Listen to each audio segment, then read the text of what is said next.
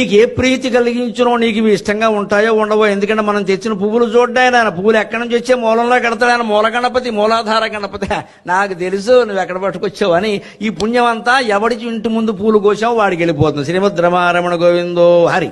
భారతంలో శాంతి పర్వంలో భీష్ముడు ధర్మరాజుకు స్పష్టంగా చెబుతాడు, ఎవడైనా ఎవడి సొమ్మైనా కొట్టేసి దాన ధర్మాలు చేస్తే, దేవాలయాల్లో ఆభరణాలు చేయిస్తే, దేవాలయాల్లో ఉత్సవాలు జరిపిస్తే ఈ పుణ్యం అంతా వాడు ఎవరి సొమ్ము కొట్టేశాడో వాళ్ళకి చెందుతుంది. ప్రత్యక్ష సాక్ష్యాలు ఉన్నాయి, చెప్పక్కర్లేదు. ఇంకా భగవంతుడు తన లీల నిరూపిస్తున్నాడు కలియుగంలో కూడా. మనం గ్రహించలేకపోతున్నాం అంతే.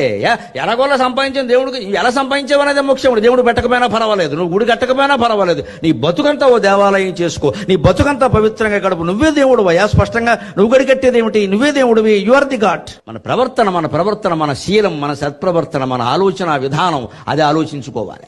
దేవుడి కోసం దొంగతనం చేయమని ఎవరు చెప్పలేదు ఇక్కడ. మామూలుగానే దొంగతనం చేయకూడదు, దేవుడి కోసం అసలు చేయకూడదు. దేవుడు మెచ్చుకోడు. అందుకని నీ ప్రీతి కలిగించును అని ఎందుకన్నానంటే అవి భగవంతుడికి ప్రీతి కలిగిస్తాయని చెప్పలేమండి మనం.